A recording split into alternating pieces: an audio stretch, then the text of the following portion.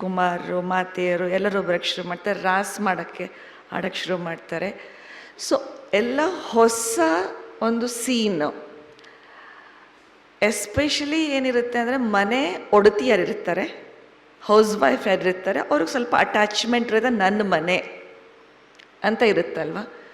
ಗಂಡಸರು ಯಾವಾಗಲೂ ಹೊರಗಡೆ ಹೋಗ್ತಾರೆ ಕೆಲಸ ಮಾಡೋಕ್ಕೆ, ಬಟ್ ಮನೆಯಲ್ಲಿ ಏನು ಹೌಸ್ ವೈಫ್ ಇರ್ತಾರಲ್ಲ, ಅವರು ಕೆಲಸ ಮಾಡ್ತಿರ್ಲಿಲ್ಲ ಅಲ್ವ, ಹೌಸ್ ವೈಫ್ ಇದ್ದರು. ಅವರಿಗೆ ನಾರ್ಮಲಿ ಏನಿರುತ್ತೆ, ಇದೇ ನಂದು ಪ್ರಪಂಚ, ಅವ್ರದ್ದು ಪ್ರಪಂಚ ಅದೇ ಇರುತ್ತೆ. ಈ ಮನೆ, ಮಕ್ಕಳು, ಗಂಡ, ಅವ್ರದ್ದು ಅದೇ ಪ್ರಪಂಚ ಇರುತ್ತೆ. ಬಟ್ ಅದರಲ್ಲಿ ಅವ್ರ ಪ್ರಪಂಚದಲ್ಲಿ ಇನ್ಯಾರೋ ಬರ್ತಿದ್ದಾರೆ, ಒಬ್ರಲ್ಲ ಇಬ್ಬರಲ್ಲ, ನಿಧಾನಕ್ಕೆ ಬರ್ತಾ ಬರ್ತಾ 100, 200, 300 ಆಗ್ತಾ ಹೋದರು. ಸೊ ಅದನ್ನು ಅಡ್ಜಸ್ಟ್ ಮಾಡ್ಕೊಳ್ಳೋವಂಥದ್ದು, ಅಳವಡಿಸ್ಕೊಳ್ಳುವಂಥದ್ದು ಅಥವಾ ಅಕಾಮಡೇಟ್ ಮಾಡುವಂಥ ಒಂದು ಕೆಪಾಸಿಟಿ ಸ್ಟಾರ್ಟಿಂಗಲ್ಲಂತೂ ಬರಲಿಲ್ವಲ್ಲ ಅವ್ರಿಗೆ. ಕಷ್ಟ ಎಷ್ಟೇ ಆದ್ರೂ ಸಹ ಅಷ್ಟು ದೊಡ್ಡ ಹೃದಯ ಇಟ್ಕೊಂಡು ಎಲ್ಲರನ್ನೂ ಅಕ್ಸೆಪ್ಟ್ ಮಾಡಿಕೊಂಡ್ರು ಅಲ್ವಾ. ನಿರ್ಮಲ್ ಶಾಂತ ದಾದಿನೂ ಸಹ, ನಿರ್ಮಲ್ ಶಾಂತ ದಾದಿ ಬ್ರಹ್ಮಬಾಬಾ ಅವರ ಲೌಕಿಕ ಪುತ್ರಿ. ಅವ್ರಿಗೆ ಮದುವೆ ಆಗಿತ್ತು. ಮದುವೆ ಆದ್ರೂ ದಿನಕ್ಕೆ ಒಂದ್ಸಲ ಏನಾದರೂ ಅವ್ರ ತಂದೆ ಮನೆಗೆ ಬರ್ತಾಯಿದ್ರು. ಹತ್ತಿರ ಇತ್ತು, ತುಂಬಾ ಏನು ದೂರ ಇರಲಿಲ್ಲ. ಅದೇ ಹೈದ್ರಾಬಾದ್ನಲ್ಲಿ ತುಂಬಾ ಏನು ದೂರ ಇರಲಿಲ್ಲ. ಸೊ ಹಾಗಾಗಿ ದಿನಕ್ಕೆ ಒಂದ್ಸಲಿ ಅಥವಾ 2 ದಿನಕ್ಕೆ ಒಂದ್ಸಲಿ ಮನೆಗೆ ಬರ್ತಾನೆ ಇದ್ದರು. ಬಂದಾಗೆಲ್ಲ ತುಂಬ ಪ್ರೀತಿಯಿಂದ ತಂದೆ ತಾಯಿ ಬ್ರಹ್ಮಬಾಬಾ ಜಸೋದಮ್ಮ ತುಂಬ ಪ್ರೀತಿಯಿಂದ ಮಾತಾಡಿಸಿ ಪ್ರೀತಿ ಕೊಟ್ಟು ಕಳಿಸ್ತಾಯಿದ್ರು. ಬಟ್ ಓಂಬಡಲ್ಲಿ ಶುರು ಆದಮೇಲೆ ನಿರ್ಮಲ ಶಾಂತ ದಾದಿ ಯಾವಾಗಲಾದ್ರೂ ಬ್ರಹ್ಮಬಾಬನ ಮೀಟ್ ಮಾಡಿದಾಗ ಅಥವಾ ಜಸೋದ ಮಾತನ್ನ ಮೀಟ್ ಮಾಡಿದಾಗ ಜ್ಞಾನ ಕೊಡ್ತಾಯಿದ್ರು. ನೀನು ಆತ್ಮ, ಹಂಗೆ ಹಿಂಗೆ ಅಂತ ಜ್ಞಾನ ಕೊಡೋಕ್ಕೆ ಶುರು ಮಾಡಿದ್ರು. ಸೊ ನಿರ್ಮಲ ಶಾಂತ ದಾದಿಗೆ ಸ್ವಲ್ಪ ಬೇಜಾರಾಗೋಕ್ಕೆ ಶುರು ಆಯಿತು. ಫಸ್ಟ್ ಎಲ್ಲ ತುಂಬಾ ಪ್ರೀತಿ ಮಾಡ್ತಿದ್ರು, ಇವಾಗ ಪ್ರೀತಿನೇ ಮಾಡಲ್ಲ ನನಗೆ, ನಮ್ಮ ತಂದೆ ತಾಯಿ ನನಗೆ ಪ್ರೀತಿನೇ ಮಾಡಲ್ಲ ಅಂತ ಆ ಒಂದು ಫೀಲಿಂಗ್ ಬರೋಕ್ಕೆ ಶುರು ಆಯಿತು. ಅದಕ್ಕೆ ಅಳಕ್ಕೆ ಶುರು ಮಾಡ್ತಿದ್ರು. ಯಾವಾಗಲೂ ಅಳ್ತಿದ್ರು ಅವರು. ಕುಮಾರಿ ಅಲ್ವಾ, 1819 ಇಲ್ಲ ಅನಿಸುತ್ತೆ, 14, 15 ಆ ಕಾಲದಲ್ಲೆಲ್ಲ 12 ವರ್ಷಕ್ಕೇ ಮದುವೆ ಮಾಡೋರು. ಚಿಕ್ಕ ಹುಡುಗಿ 14-15 ವರ್ಷ ಇರಬೇಕೇನೋ. ಸೊ ನನಗೆ ನನ್ನ ತಂದೆ ತಾಯಿ ಪ್ರೀತಿ ಮಾಡಲ್ಲ ಅಂತ ಆಳ್ತಾಯಿದ್ರು. ಸೊ ಆದ್ರೂ ನಿಧಾನಕ್ಕೆ ಅವ್ರೂ ಜ್ಞಾನಕ್ಕೆ ಬಂದರು, ಅದು ಕತೆ ಬೇರೆ. ಜ್ಞಾನಕ್ಕೆ ಬಂದ ಮೇಲೂ ಅವ್ರಿಗೆ ಅಳು ಬರ್ತಾಯಿತ್ತು. ನನ್ನ ಮನೆಯಲ್ಲಿ ಅದು ಒಂಥರ ಅಟ್ಯಾಚ್ಮೆಂಟ್ ಇರುತ್ತಲ್ಲ, ನನ್ನ ಮನೇಲಿ ಅಷ್ಟೊಂದೆಲ್ಲ ಕುಮಾರಿಗಳೆಲ್ಲ ಇದ್ದಾರೆ, ಬಾಬಾ ನನಗೆ ಗಮನ ಕೊಡಲ್ಲ, ನಮ್ಮ ತಂದೆ ಇರುತ್ತಲ್ಲ ಲೌಕಿಕ ತಂದೆ ಅಂತ, ನಮ್ಮ ತಂದೆ ನನಗೆ ಗಮನ ಕೊಡಲ್ಲ, ಇನ್ಯಾರಿಗೂ ಗಮನ ಕೊಡ್ತಾರೆ, ಪಾಲನೆ ಕೊಡ್ತಾರೆ, ಹಂಗೆ ಹಿಂಗೆ ಅಂತ ಅಳಕ್ಕೆ ಶುರು ಮಾಡ್ತಿದ್ರು. ಸೊ ಅದನ್ನು ಬಾಬಾ ಮತ್ತು ಅದನ್ನು ಸರಿ ಮಾಡಿದ್ರು. ಬಾಬಾ ಹೇಳಿದ್ರು, ಕೌನ್ ರೋತಾ ಹೈ, ಅಳೋರು ಯಾರು ಅಳ್ತಾರೆ, ವಿಧವಾಯೇ ರೋತಿ ಹೈ, ತುಂಬ ವಿಧವಾ ಹೋ. ಜ್ಞಾನ ಬಾಬಾನು ಯುಕ್ತಿಯುಕ್ತದಿಂದ ಜ್ಞಾನ ಕೊಟ್ಟು ಆತ್ಮಕ್ಕೆ ಶಕ್ತಿ ಕೊಟ್ಟು ಬಲ ಕೊಟ್ಟು ಅದನ್ನು ಸರಿ ಮಾಡಿದ್ರು. ಬಟ್ ಯಶೋಧ ಮಾತಾ ಸ್ಟಾರ್ಟಿಂಗಿಂದನೇ ಆ ಒಂದು ದೊಡ್ಡ ಹೃದಯ ಇರೋ ಕಾರಣದಿಂದ ಅಕ್ಸೆಪ್ಟ್ ಮಾಡ್ಕೊಳ್ಳೋಕೆ ಶುರು, ಅಂಡರ್ಸ್ಟ್ಯಾಂಡಿಂಗ್, ಆ ಒಂದು ಜ್ಞಾನ ಇರೋದ್ರಿಂದ ಯಾರು ಬಂದಿದ್ದಾರೆ, ಏನು ನಡೀತಾ ಇದೆ ಅಂತ ಅರ್ಥ ಮಾಡ್ಕೊಂಡ್ಮೇಲೆ ಅವ್ರಿಗೆ ಈಸಿ ಆಯಿತು ಒಂದು ದೊಡ್ಡ ಹೃದಯ ಇಟ್ಕೊಂಡು ಎಲ್ಲರನ್ನ ಅಕ್ಸೆಪ್ಟ್ ಮಾಡುವಂಥದ್ದು. ಅದಕ್ಕೋಸ್ಕರ ಮತ್ತು ಅಷ್ಟೊಂದು ದೊಡ್ಡ ಕಾರ್ಯ ಅವ್ರ ಮನೆಯಲ್ಲಿ ನಡೀಲಿಕ್ಕೆ ಶುರುವಾಯಿತು ಅಲ್ವಾ. ಆವಾಗ ಅವ್ರು ಜಿದ್ದು ಮಾಡಿದರೆ, ಹಠ ಮಾಡಿದ್ದಿದ್ರೆ, ನನ್ನ ಮನೇಲಿ ಯಾರೂ ಬರೋಂಗಿಲ್ಲ ಅಂತ ಹಠ ಮಾಡಿದ್ದಿದ್ರೆ ಅದೆಲ್ಲ ಕೆಲಸ ನಡೀತಿರಲಿಲ್ಲ. ಅದೇ 4ನೇ ಶಕ್ತಿ. ಅಷ್ಟಶಕ್ತಿಗಳಲ್ಲಿ 4ನೆಯ ಶಕ್ತಿ ಅಳವಡಿಸ್ಕೊಳ್ಳುವಂತಹ ಶಕ್ತಿ, ಸಮಾವೇಶ ಮಾಡುವಂತಹ ಶಕ್ತಿ. ಅದಕ್ಕೆ ನಮ್ಮ ಹೃದಯ ಎಷ್ಟು ಬೇಹದ್ದಾಗಿರುತ್ತೋ ಅಷ್ಟು ನಾವು ಬೇರೆಯವ್ರನ್ನ ಅಕ್ಸೆಪ್ಟ್ ಮಾಡ್ಕೊಳ್ಬೋದು ಅಥವಾ ಅಳವಡಿಸ್ಕೊಳ್ಬೋದು ಅಲ್ವಾ. ಸೊ ಇದರಲ್ಲಿ 3 ಪ್ರಕಾರದ್ದು. ಒಂದಾಗಿದೆ ನಮ್ಮನ್ನು ನಾವೇ ಅಕ್ಸೆಪ್ಟ್ ಮಾಡ್ಕೊಳ್ಳುವಂಥದ್ದು. ಎರಡನೇದಾಗಿದೆ ಬೇರೆಯವರು, ಜನಗಳನ್ನು, ನಮ್ಮ ಫ್ಯಾಮಿಲಿ ಮೆಂಬರ್ಸ್ ಆಗಿರ್ಬೋದು ಅಥವಾ ಇಮಿಡಿಯೇಟ್ ಇರ್ಬೋದು ಅಥವಾ ಕೊಲೀಗ್ಸ್ ಇರ್ಬೋದು, ಸಮಾಜದಲ್ಲಿ ಯಾರನ್ನೇ ನಾವು ಮೀಟ್ ಮಾಡ್ತೀವಿ ಅವರನ್ನು ಅಕ್ಸೆಪ್ಟ್ ಮಾಡುವಂಥ, ಜನಗಳನ್ನು ಅಕ್ಸೆಪ್ಟ್ ಮಾಡುವಂತಹ ಒಂದು ಶಕ್ತಿ. ಮತ್ತು ಮೂರನೇದಾಗಿದೆ ಪರಿಸ್ಥಿತಿಗಳನ್ನು, ನಮ್ಮ ಜೀವನದಲ್ಲಿ ಏನೇನು ಪರಿಸ್ಥಿತಿಗಳು ಬರುತ್ತೆ ಅದನ್ನು ನಾವು ಅಕ್ಸೆಪ್ಟ್ ಮಾಡುವಂತಹ ಶಕ್ತಿ. ಈ ಮೂರು ನಾವು ನೋಡೋಣ. ಎಲ್ಲದಕ್ಕಿಂತ ಮುಂಚೆ ನಮ್ಮನ್ನು ನಾವು ಅಕ್ಸೆಪ್ಟ್ ಮಾಡುವಂತಹ ಶಕ್ತಿ. ಅಕಸ್ಮಾತ್ ನಿಮ್ಮನ್ನು ಕೇಳಿದ್ರೆ, ಇವಾಗ ಚಿಕ್ಕಂದಿನಿಂದ ಹುಟ್ಟಿದಾಗಿಂದ ಇಲ್ಲಿ ತನಕ ಏನೇನು ಘಟನೆಗಳು ನಡೆದಿದೆ, ಘಟನೆಗಳು ಬಿಟ್ಟಾಗ ನಿಮ್ಮಲ್ಲಿ, ನಿಮ್ಮ ಪರ್ಸನಾಲಿಟಿನಲ್ಲಿ, ನಿಮ್ಮ ಸಂಸ್ಕಾರ, ನಿಮ್ಮ ಪೂರ್ತಿ ಪರ್ಸನಾಲಿಟಿನಲ್ಲಿ ಫಿಸಿಕಲ್ ಪರ್ಸನಾಲಿಟಿ ಇರ್ಬೋದು ಅಥವಾ ನಿಮ್ಮ ಸಂಸ್ಕಾರಗಳಿರ್ಬೋದು, ನಿಮ್ಮ ವ್ಯವಹಾರಗಳಿರ್ಬೋದು, ಏನೇ ಆದ್ರೂ ನೀವು ನಿಮ್ಮನ್ನು 100% ಅಕ್ಸೆಪ್ಟ್ ಮಾಡ್ಕೊಳ್ತೀರಾ, ಸ್ವೀಕಾರ ಮಾಡ್ಕೋತೀರಾ? ಅಥವಾ ಹೇಳ್ತೀರಾ ಅಯ್ಯೋ ನಾನು ಇದು ಚೆನ್ನಾಗಿದೆ, ಇದು ಚೆನ್ನಾಗಿಲ್ಲ, ಅಂತ ಇದು ಸಂಸ್ಕಾರ, ಇದ್ರ ಬದಲು ಹಿಂಗಿದ್ದಿದ್ರೆ ಚೆನ್ನಾಗಿರ್ತಿತ್ತು. ಅಥವಾ ಫಿಸಿಕಲ್ ಅಪಿಯರೆನ್ಸು ಆಗಿರ್ಬೋದು, ಅಯ್ಯೋ ನೀನು ಹೆಂಗಿದ್ದಿದ್ರೆ ಹಿಂಗೆ ಸ್ವಲ್ಪ ಇದ್ರಲ್ಲಿ ಒಂದು ಸ್ವಲ್ಪ ಚೇಂಜ್ ಆಗಿರ್ಬೋದು, ಇದ್ದಿದ್ರೆ ಚೆನ್ನಾಗಿರ್ಬೋದು. ಸ್ವಲ್ಪ ಸ್ಕಿನ್ ಕಪ್ಪಿದ್ರೆ ಅಯ್ಯೋ ನಾನು ಸ್ವಲ್ಪ ಬೆಳಗಿರ್ಬೇಕಾಗಿತ್ತು ಅಲ್ವಾ, ಅಯ್ಯೋ ನಂದು ಮುಖ ಒಂದು ಸ್ವಲ್ಪ ಹಿಂಗಿರಬೇಕಾಗಿತ್ತು, ನನ್ನ ಹೈಟ್ ಸ್ವಲ್ಪ ಹಿಂಗಿರಬೇಕಾಗಿತ್ತು. ಫಿಸಿಕಲ್ ಅಪಿಯರೆನ್ಸಲ್ಲಿ ನಿಮಗೆ ಏನಾದರೂ ಅನಿಸುತ್ತಾ ಇದನ್ನು ಸ್ವಲ್ಪ ಚೇಂಜ್ ಮಾಡಿದ್ರೆ ಬೆಟರು, ಇದೊಂದು ಸ್ವಲ್ಪ ಇಂಪ್ರೂವ್ ಮಾಡಿದ್ರೆ ಬೆಟರು? ಸ್ಟೆಪ್ ಬೈ ಸ್ಟೆಪ್ ಹೋಗೋಣ. ಬರೀ ಫಿಸಿಕಲ್ ಅಪಿಯರೆನ್ಸಲ್ಲಿ ನೋಡೋಣ. ಓಕೆ, ಫಿಸಿಕಲ್ ಅಪಿಯರೆನ್ಸಲ್ಲಿ ಏನಾದರೂ ಅನಿಸುತ್ತಾ ನಿಮಗೆ ಹಂಗೆ? ಶರೀರದಲ್ಲಿ ಅನಿಸುತ್ತಾ? ಅಯ್ಯೋ ನಾನು ಸ್ವಲ್ಪ, ನಂದು ಆಯು ಸ್ವಲ್ಪ ಕಮ್ಮಿ ಇರಬೇಕಾಗಿತ್ತು, ಚೆನ್ನಾಗಿ ಪುರುಷಾರ್ಥ ಮಾಡ್ಬೋದಾಗಿತ್ತು ಅಲ್ವಾ? ಅದೇ ಬರುತ್ತಲ್ಲ ಸಂಕಲ್ಪ. ಅಯ್ಯೋ ನಾನು ಜ್ಞಾನಕ್ಕೆ ಬಂದಾಗ ಕುಮಾರಿ ಆಗಿರಬೇಕಾಗಿತ್ತು, ಮದುವೆ ಆಗಿದ್ದಿದ್ರೆ ಚೆನ್ನಾಗಿರ್ತಿತ್ತು ಅಲ್ವಾ, ಬಂಧನ ಇರ್ತಿರ್ಲಿಲ್ಲ.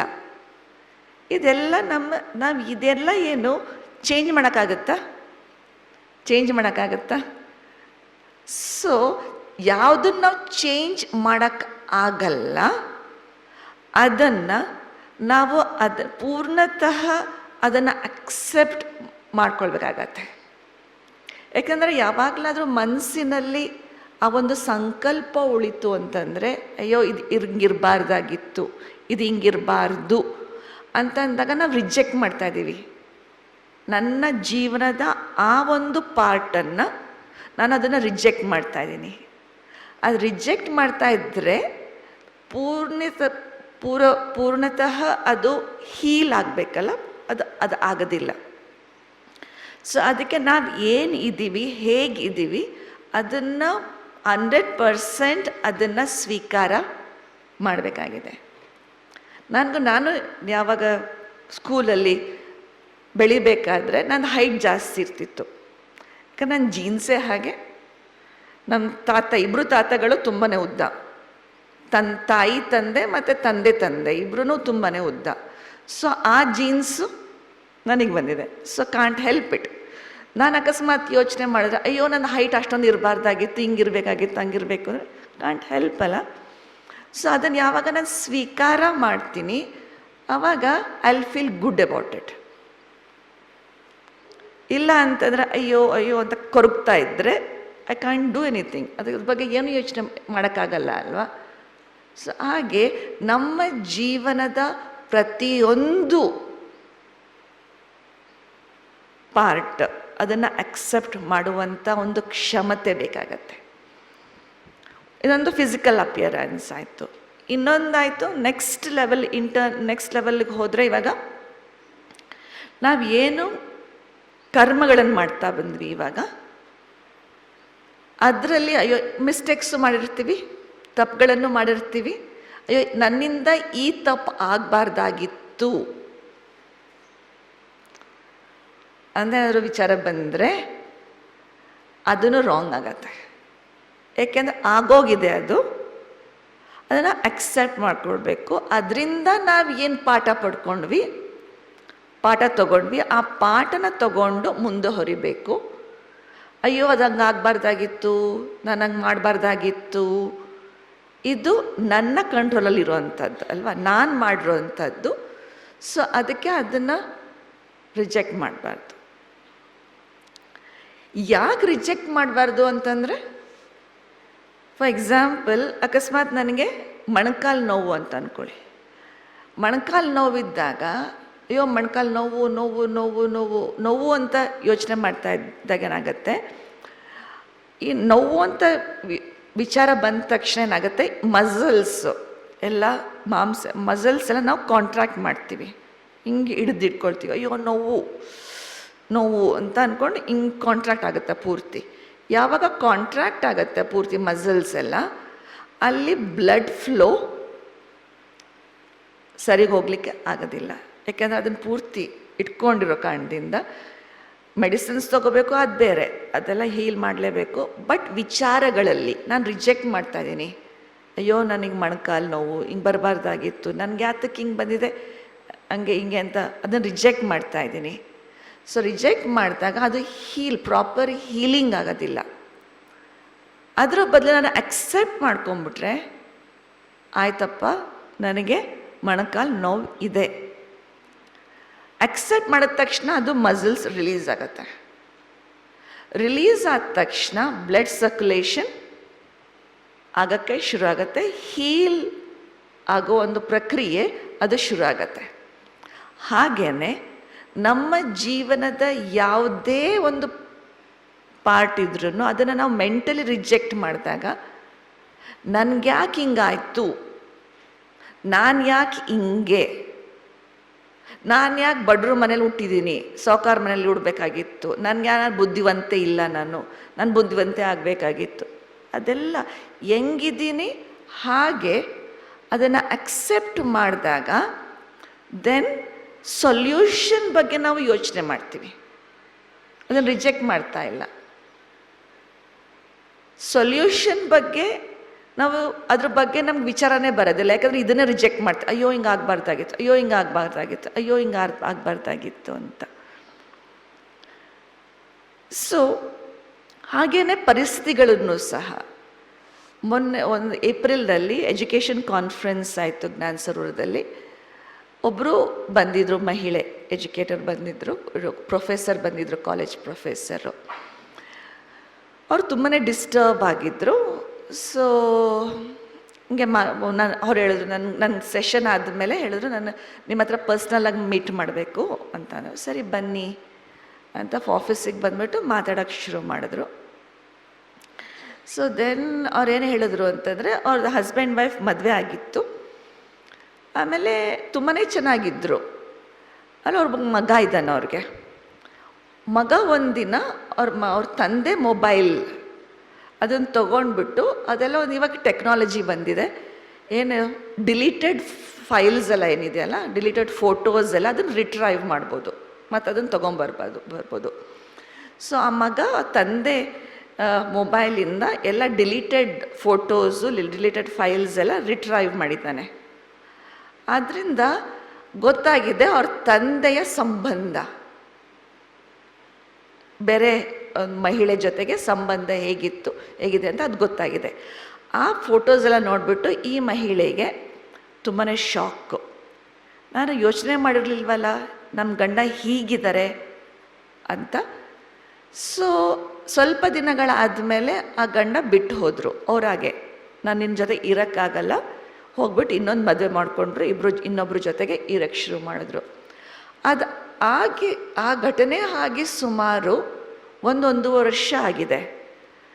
ಡೈವರ್ಸ್ ಫೈಲು ಮಾಡಿದರೆ, ಡಿವೋರ್ಸು ಆಗಿದೆ, ಆಫಿಷಿಯಲಿ ಲೀಗಲಿ ಡಿವೋರ್ಸು ಆಗಿದೆ, ಎಲ್ಲ ಪೂರ್ತಿ ಆಗಿದೆ. ಆದ್ರೂ ಇವತ್ತಿಗೂ ಆ ಮಹಿಳೆ, ಅಯ್ಯೋ ಅವ್ರು ವಾಪಸ್ ಬಂದರೆ ಇವಾಗಲೂ ನಾನು ಅಕ್ಸೆಪ್ಟ್ ಮಾಡ್ಕೋತೀನಿ. ನನಗೆ ನಗು ಬರ್ತಿತ್ತು.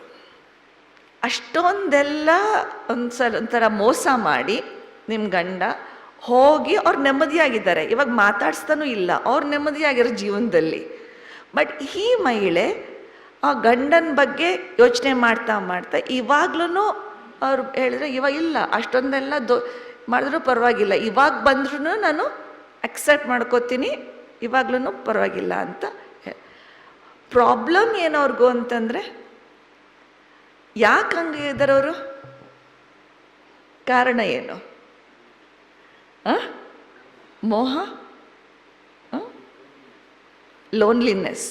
ಲೋನ್ಲಿನೆಸ್ ಅಂತ ಹೇಳೋಕ್ಕಾಗಲ್ಲ. ಯಾಕೆಂದರೆ ಮಗ ಇದ್ದಾನೆ, ಮಗನ ಕಸ್ಟಡಿ ಇವ್ರಿಗೆ ಸಿಕ್ಕಿದೆ, ಸೊ ಅದ್ರಲ್ಲಿ ಬ್ಯುಸಿ ಇದ್ದಾರೆ, ಇವ್ರು ಪ್ರೊಫೆಷನಲ್ ಬ್ಯುಸಿ ಇದ್ದಾರೆ, ಎಲ್ಲ ಪೂರ್ತಿ ಥರ ಬ್ಯುಸಿ ಇದ್ದಾರೆ, ಅವ್ರಿಗೇನು ದುಡ್ಡಿಂದು ಪ್ರಾಬ್ಲಮ್ ಇಲ್ಲ.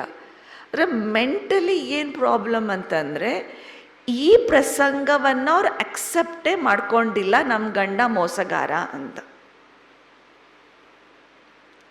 ಯಾವಾಗ ಅಕ್ಸೆಪ್ಟ್ ಮಾಡ್ಕೋತಾರೆ, so we let go of it.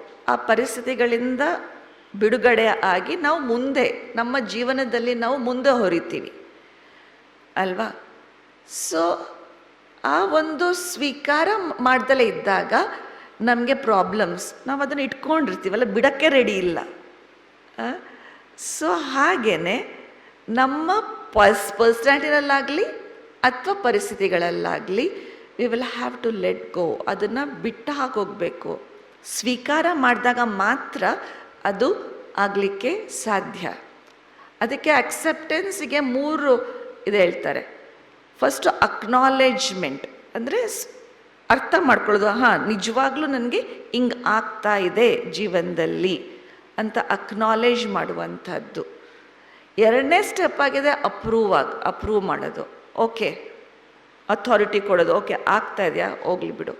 Then is acceptance ಅಲ್ವಾ? ಸೊ ಇವಾಗ ನೆಕ್ಸ್ಟ್ ಅಂತಂದರೆ ಜನಗಳನ್ನು ಅಕ್ಸೆಪ್ಟ್ ಮಾಡುವಂಥದ್ದು. ಆ ಒಂದು ಚಿತ್ರದಲ್ಲಿ, ಅಷ್ಟಶಕ್ತಿಗಳ ಚಿತ್ರದಲ್ಲಿ ಯಾವ ಚಿತ್ರ ಇದೆ ಅಳವಡಿಸ್ಕೊಳ್ಳುವಂತಹ ಚಿತ್ರ? ಒಂದು ಸಾಗರ ಅಲ್ವಾ? ಸಾಗರದಲ್ಲಿ ಅನೇಕ ಪ್ರಕಾರದ ನದಿಗಳು ಬರ್ತಾ ಇದ್ದಾವೆ. ಬಟ್ ಸಾಗರ ಅದನ್ನೆಲ್ಲ ಎಲ್ಲ ನೀರುಗಳನ್ನು ಸಮಾವೇಶ ಮಾಡ್ತಾ ಇದೆ. ಬಟ್ ಆಮೇಲೆ ಏನು ಮಾಡುತ್ತದು? ಆಮೇಲೆ ಎಲ್ಲ ಕೊಳಚೆಯನ್ನು ಹೊರಗಡೆ ಹಾಕತ್ತೆ, ಬರೀ ಶುದ್ಧ ನೀರನ್ನು ಅದು ಒಳಗಡೆ ತಗೊಳತ್ತೆ. ಅದಕ್ಕೆ ಸಾಗರದ ಕೆಳಗೆ, ಪೂರ್ತಿ ಕೆಳಗೆ ಹೋದರೆ ಅಲ್ಲಿ ವಜ್ರ ವೈಡೂರ್ಯಗಳು ಸಿಗತ್ತೆ, ಮುತ್ತು ರತ್ನಗಳು ಸಿಗತ್ತೆ ಅಲ್ವಾ? ಅಲ್ಲಿ ಪೂರ್ತಿ ಎಲ್ಲ ನೀರು ಶುದ್ಧವಾಗಿರುತ್ತೆ, ಅಲ್ಲಿ ಕೊಳಚೆ ಇರೋದಿಲ್ಲ. ಆಮೇಲೆ ಸಾಗರದ ಒಳಗಡೆ ಹೋದ್ರೂ ಅಲ್ಲೂ ಶುದ್ಧ ನೀರು, ಆದರೆ ಕೇವಲ ದಡದಲ್ಲಿ ಮಾತ್ರ ಕೊಳಚೆ. ಎಲ್ಲ ಕೊಳಚೆನ ಹೊರಗಡೆ ಹಾಕೋಗುತ್ತೆ. ಯಾರು ಸಾಕು ಹೋದ್ರೂ, ಸ್ವಿಸೈಡ್ ಮಾಡಿದ್ರೂ ಡೆಡ್ ಬಾಡಿ 2 ದಿನದಲ್ಲಿ ಹೊರಗಡೆ, ಅದು ಒಳಗಡೆ ತಗೊಳ್ಳೋದೇ ಇಲ್ಲ ಕೊಳಚೆನ. ಹಾಗೇ ಅಳವಡಿಸ್ಕೊಳ್ಳುವಂಥ ಶಕ್ತಿ, ಸಮಾವೇಶ ಮಾಡುವಂಥ ಶಕ್ತಿ ಅಂತಂದರೆ, ಎಷ್ಟೊಂದು ಜನ ನಾವು ಮೀಟ್ ಮಾಡ್ತೀವಿ, ಎಷ್ಟೊಂದು ಜನ ನಮ್ಮ ಜೊತೆ ನಾವು ವ್ಯವಹಾರ ಮಾಡ್ತೀವಿ, ಆದರೆ ಅವ್ರು ಹೇಗಿದ್ದಾರೆ ಅವ್ರು ಹಾಗೇ ನಾವು ಸ್ವೀಕಾರ ಮಾಡುವಂತಹ ಶಕ್ತಿ. ಬಾಬಾನೂ ಸಹ ಅದೇ ಮಾಡಿದಾರಲ್ಲ ನಮ್ಮ ಜೊತೆಗೆ. ಬಚ್ಚೆ ಆಪ್ ಜೋ ಹೋ ಜೈಸೆ ಹೋ ಆಪ್ ಮೇರೆ ಹೋ.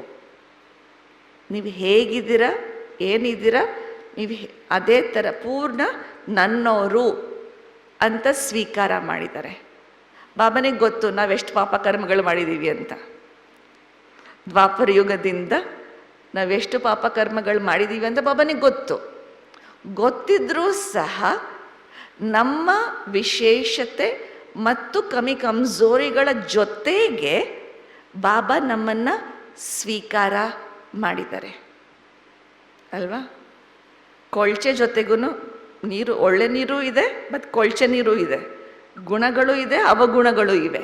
ಅದ್ರ ಜೊತೆಗೆ ಬಾಬಾ ನಮ್ಮನ್ನು ಸ್ವೀಕಾರ ಮಾಡಿದ್ದಾರೆ. ಸ್ವೀಕಾರ ಮಾಡಿದ ಮೇಲೆ ಪ್ರೀತಿ ಕೊಟ್ಟು ಮೀಠೆ ಬಚ್ಚೆ ಪ್ರೀತಿಯ ಮಕ್ಕಳೇ, ಪ್ರೀತಿಯ ಮಕ್ಕಳೇ, ಪ್ರೀತಿ ಕೊಟ್ಟು ಕೊಟ್ಟು ಆಮೇಲೆ ಆತ್ಮನನ್ನು ಪರಿವರ್ತನೆ ಮಾಡುವಂಥ ಕೇವಲ ಜ್ಞಾನ ಅಲ್ಲ, ಜ್ಞಾನದ ಜೊತೆಗೆ ಶಕ್ತಿನೂ ಸಹ ಬಾಬಾ ಕೊಡ್ತಾ ಇದ್ದಾರೆ ಪರಿವರ್ತನೆಗೆ. ಆ ಒಂದು ಪ್ರೀತಿ ಫಸ್ಟು, ಅಕ್ಸೆಪ್ಟೆನ್ಸ್ ಫಸ್ಟು, ನೀನು ನಮ್ಮವರು ಅಂತ ಅಕ್ಸೆಪ್ಟ್ ಮಾಡುವಂಥದ್ದು. ಅದಕ್ಕೋಸ್ಕರ ನಾವು ಇಲ್ಲಿದ್ದೀವಿ ಇವಾಗ. ಇಲ್ಲ ಅಂತಂದರೆ ಬಂದಾಗಲೇ ಬಾಬಾ ನೋಡ್ಬಿಟ್ಟು ಹೇಳಿದರೆ ನೀನು ಇಷ್ಟು ಪಾಪ ಮಾಡಿದ್ಯಾ, ಇದಿದೆ ಅವಗುಣ ಇದೆ, ಇದಿದೆ ಅಂತ ಹೇಳಿದ ತಕ್ಷಣ ಅಲ್ಲಿಂದನೇ ಟರ್ನ್ ನಾವು ಬೇಡಪ್ಪ ನಮ್ಗೆ ಯಾವ ಸವಾಸ ಅಂತ ಹೊರಟೋಗ್ಬಿಡ್ತಿದ್ವಿ ಅಲ್ವಾ.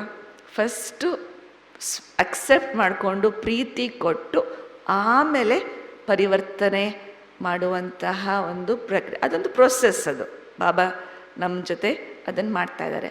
ಹಾಗೆಯೇ ನಾವು ಸಹ ಜನಗಳ ಜೊತೆಗೆ ಅದನ್ನು ಮಾಡಲಿಕ್ಕೆ ಸಾಧ್ಯನಾ? ಯಾಕೆ ಅಂತಂದರೆ ಈ ಪ್ರಪಂಚದಲ್ಲಿ, ಈ ಕಲಿಯುಗ ಪ್ರಪಂಚದಲ್ಲಿ 100% ಗುಣವಂತರು ಯಾರಾದರೂ ಇದ್ದಾರಾ? ಪರ್ಫೆಕ್ಟ್, ಸಂಪೂರ್ಣ. ಶಿವಬಾಬನ್ ಸಮಾನ, ಬ್ರಹ್ಮಬಾಬಾ ಸಂಪೂರ್ಣ ಆಗಿದ್ದಾರೆ. ಸೊ ಬ್ರಹ್ಮಬಾಬಾ ಸಮಾನ ಯಾರಾದರೂ ಇದ್ದಾರಾ? ಯಾರೂ ಇಲ್ಲ. ಬರೀ ಶಿವಬಾಬಾ ಮತ್ತು ಬ್ರಹ್ಮಬಾಬಾ ಅಷ್ಟೇ ಅಲ್ವಾ. ಅವ್ರು ಮಾತ್ರ ಸಂಪೂರ್ಣ ಇರೋದು. ಸೊ ಇವಾಗ ಎಲ್ಲ ಜನಗಳೇನಿಲ್ಲ ಇದ್ದಾರೆ, ಅವರಲ್ಲಿ ಪರ್ಸೆಂಟೇಜ್ ಇದೆ. ಕೆಲವು ಗುಣಗಳಿವೆ, ಕೆಲವು ಅವಗುಣಗಳಿವೆ. ನಮ್ಮಲ್ಲೂ ಹಾಗೆ ತಾನೆ, ನಾನೂ ಪರ್ಫೆಕ್ಟ್ ಇಲ್ಲ ತಾನೆ. ಪ್ರತಿಯೊಬ್ಬರೂ ಸಹ ಪರ್ಸೆಂಟೇಜ್, ಕೆಲವರಲ್ಲಿ 60% ಗುಣ, 40% ಅವಗುಣ, ಕೆಲವರಲ್ಲಿ 50-50%, ಕೆಲವರಲ್ಲಿ 80-20%, ಕೆಲವರು 90-10% ಅಲ್ವಾ. ಹಾಗಿರತ್ತೆ. ಈ ಪ್ರಪಂಚದಲ್ಲಿ ಎಷ್ಟೇ ಕೆಟ್ಟ ಮನುಷ್ಯ ಇದ್ರೂ, ಟೆರ್ರಿಸ್ಟ್ ಆಗಿರ್ಬೋದು, ಕೆಟ್ಟ ದರೋಡೆಕೋರನಾಗಿರ್ಬೋದು, ಕೆಟ್ಟ ಕೆಲಸ ಮಾಡಿರುವಂಥ ಇರ್ಬೋದು, ಅವನಲ್ಲೂ ಸಹ ಒಂದಾದ್ರೂ ಗುಣ ಇರುತ್ತಾ? ಪೂರ್ಣ ನೆಗೆಟಿವ್, 100% ಅವಗುಣ ಅವನಲ್ಲಿದೆ ಅಂತಲೂ ಹೇಳೋಕ್ಕಾಗೋದಿಲ್ಲ. 1-2% ಆದರೂ ಗುಣ ಇದ್ದೇ ಇರುತ್ತೆ ಯಾವುದಾದ್ರೂ ಒಂದು. ಸೊ ಎರಡು ಎಕ್ಸ್ಟ್ರೀಮಲ್ಲಿ ಯಾರೂ ಇಲ್ಲ. 100% ಅವಗುಣ ಅಥವಾ 100% ಗುಣವಂತರು ಈ ಪ್ರಪಂಚದಲ್ಲಿ ಯಾರೂ ಇಲ್ಲ. ಎಲ್ಲರೂ ಮಧ್ಯದಲ್ಲಿರೋದು ನಮ್ಮ ಜೊತೆಗೇನೆ. ನಾನೂ ಹಾಗೆ ಅಲ್ವಾ. ನಾನೂ ಯಾವಾಗ ಸ್ವೀಕಾರ ಮಾಡ್ತೀನಿ ಆವಾಗ ಯಾರು ಎದರಿಂದ ಬರ್ತಾರೆ ಅಥವಾ ಯಾರ ಜೊತೆ ನಾನು ಇಂಟ್ರ್ಯಾಕ್ಟ್ ಮಾಡ್ತಿದ್ದೀನಿ ಅವ್ರ ಪ್ರತಿ ನಾನು ಎಕ್ಸ್ಪೆಕ್ಟ್ ಮಾಡೋಕ್ಕಾಗಲ್ಲ ಅವರು 100% ಗುಣವಂತರಾಗಿರಬೇಕು ಅಂತ ನಾನು ಎಕ್ಸ್ಪೆಕ್ಟ್ ಮಾಡೋಕ್ಕೆ ಆಗೋದಿಲ್ಲ ಅಲ್ವಾ. ಅಯ್ಯೋ ನೀನು ಸುಳ್ಳು ಹೇಳಬಾರ್ದು ಅಂತ ಹೇಳಿದ್ರೆ, ನಾನು ಸುಳ್ಳು ಇರಬೇಕಾದ್ರೆ ಅವ್ರನ್ನ ಹೆಂಗೆ ಎಕ್ಸ್ಪೆಕ್ಟ್ ಮಾಡಲಿ? ಅವ್ರು ಸುಳ್ಳು ಹೇಳ್ಬಾರ್ದು. ನನ್ನಲ್ಲೇ ಅವಗುಣ ಇದ್ದಾಗ ನಾನು ಎಕ್ಸ್ಪೆಕ್ಟ್ ಮಾಡೋಕ್ಕಾಗಲ್ಲ ಅವರಲ್ಲಿ ಅವಗುಣ ಇರಬಾರ್ದು ಅಂತ. ಸೊ ಬಟ್ ಹ್ಯೂಮನ್ ಟೆಂಡೆನ್ಸಿ ಏನು? ಅವಗುಣನ ನೋಡುವಂತಹ ಒಂದು ಸಂಸ್ಕಾರ ನಮ್ಮಲ್ಲಿ ಜಾಸ್ತಿ ಆಗೋಗಿದೆ. ಹೊಸದಾಗ ನಾವು ಮೀಟ್ ಮಾಡಿದಾಗ ಗುಣಗಳು ಕಂಡು ಬರುತ್ತೆ ಅಲ್ವಾ. ಇಷ್ಟೊಂದು ಒಳ್ಳೆಯವರು, ಇವರೆಲ್ಲ ಆ ಗುಣ ಇದೆ, ಈ ಗುಣ ಇದೆ. ಬಟ್ ಅವ್ರ ಜೊತೆಗೆ ಇರಕ್ಕೆ ಶುರು ಮಾಡಿದಾಗ, ಒಂದಿನ ಆಯಿತು, ಒಂದು ವಾರ ಆಯಿತು, 15 ದಿನ ಆಯಿತು, 1 ತಿಂಗಳಾಯಿತು, ಗ್ರ್ಯಾಜುವಲ್ ಆಗಿ ಅವ್ರ ಜೊತೆ ಇರಕ್ಕೆ ಶುರು ಮಾಡಿದಾಗ ಒಂದೊಂದಾಗಿ ಅವಗುಣಗಳು ಕಾಣಿಸೋಕ್ಕೆ ಶುರು ಆಗತ್ತೆ. ಆಮೇಲೆ ಇನ್ನು ಲಾಂಗ್ ಟರ್ಮ್ ಏನಾಗುತ್ತೆ, ಫಸ್ಟ್ ನಾವೇನು ಗುಣಗಳು ನೋಡಿರ್ತೀವಲ್ಲ ಅದು ಮರ್ತೇ ಹೋಗಿರುತ್ತೆ. ಕೇವಲ ಅವಗುಣಗಳು ಮಾತ್ರ ಜ್ಞಾಪಕಕ್ಕೆ ಬಂದಿರುತ್ತೆ. ಯಾಕೆ ಅಂತಂದರೆ ದಿನ ಅದ್ರ ಬಗ್ಗೆನೇ ನಾವು ಯೋಚನೆ ಮಾಡ್ತಾ ಇದ್ದೀವಿ. ಅವಗುಣಗಳ ಬಗ್ಗೆನೇ ನಾವು ಯೋಚನೆ ಮಾಡ್ತಿರೋ ಕಾರಣದಿಂದ ಅದು ಎಮರ್ಜ್ ರೂಪದಲ್ಲಿ ಮನಸ್ಸಿನಲ್ಲಿ ಇರೋ ಕಾರಣದಿಂದ ಅದಕ್ಕೆ ನಾವು ಎನರ್ಜಿ ಯಾವಾಗಲೂ ಕೊಡ್ತಾ ಇರ್ತೀವಿ. ಸೊ ಇವಾಗ ನಿಮಗೊಂದು ಎಕ್ಸಸೈಸ್ ಮಾಡಬೇಕು. ಓಕೆ, ಯಾರ್ಯಾರಿಗೆ ಇವಾಗ ಮದುವೆ ಆಗಿದೆ? ಯಾರು ಮಾತೆಯರು ಅಥವಾ ಅದರ್ ಕುಮಾರ್ಸ್ ಇದರ ಕೈ ಎತ್ತಿ. ಕನ್ಯೆಯರು ಕುಮಾರ್ ಯಾರಿದ್ದಾರೆ ಇಲ್ಲಿ? ಓಕೆ. ಯಾರಿಗೆ ಮದುವೆ ಆಗಿದೆ ಅವರು ತಮ್ಮ ಯುಗಲ್ ಬಗ್ಗೆ ಯೋಚನೆ ಮಾಡಿ ಅವರಲ್ಲಿ ಏನು ಅವಗುಣಗಳಿವೆ ಅದರದ್ದು ಲಿಸ್ಟ್ ಮಾಡಿ. ಎಷ್ಟಾದರೂ ಲಿಸ್ಟ್ ಮಾಡಿ, 5, 10, 15, 20 ಎಷ್ಟಾಗುತ್ತೋ ಅಷ್ಟು ಬರಿತಾ ಹೋಗಿ. ಓಕೆ. ಕುಮಾರ್ಸ್ ಅಂಡ್ ಕುಮಾರೀಸ್ ಯಾರಿದ್ದಾರೆ ಅವರು ಯಾರನ್ನಾದ್ರೂ ಚೂಸ್ ಮಾಡ್ತೀನಿ. ತಂದೆ ತಾಯಿ ಇರ್ಬೋದು, ಫ್ರೆಂಡ್ ಇರ್ಬೋದು, ಯಾರು ಕ್ಲೋಸ್ ರಿಲೇಷನ್ಶಿಪ್ ಯಾರಿದ್ದಾರೆ ಅವ್ರ ಬಗ್ಗೆ ಯೋಚನೆ ಮಾಡಿ ಅವರ ಅವಗುಣಗಳನ್ನು ಬರೀಲಿಕ್ಕೆ ಶುರು ಮಾಡಿ.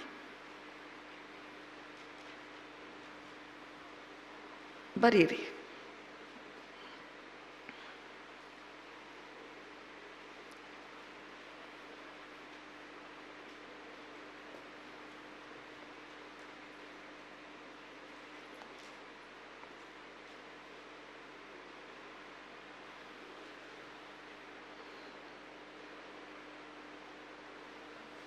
ಎರಡು ನಿಮಿಷ ಕೊಡ್ತೀವಿ. ಸೊ 2 ನಿಮಿಷದಲ್ಲಿ ಏನೇನು ಯಾವ್ದು ಬರುತ್ತೋ ಜಾಸ್ತಿ ಯೋಚನೆ ಮಾಡಬೇಡಿ, ಏನು ಬರ್ತಾ ಹೋಗುತ್ತೋ ಬರಿತಾ ಹೋಗಿ ಅಷ್ಟೇ ಅವಗುಣಗಳ ಲಿಸ್ಟ್.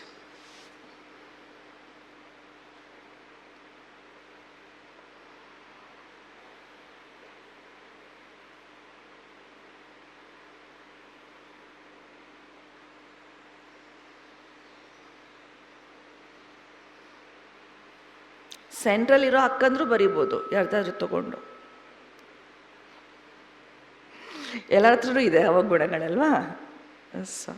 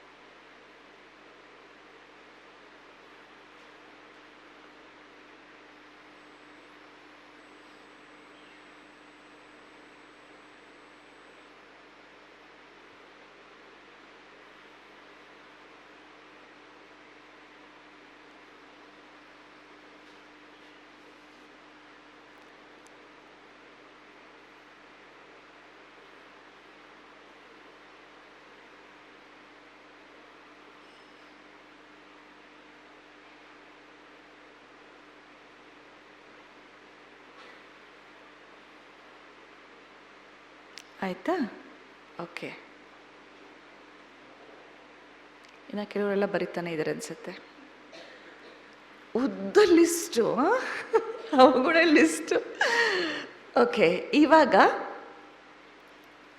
ಅವ್ರದ್ದೇ ಯಾವ್ರ ಬಗ್ಗೆ ಯೋಚನೆ ಮಾಡ್ತಾ ಇದ್ದೀರಾ, ಯಾರ್ದು ಅವಗುಣ ಬರೆದ್ರಿ ಅವರ ಗುಣಗಳನ್ನ ಲಿಸ್ಟ್ ಮಾಡಿ. ನೆಕ್ಸ್ಟ್ ಇವಾಗ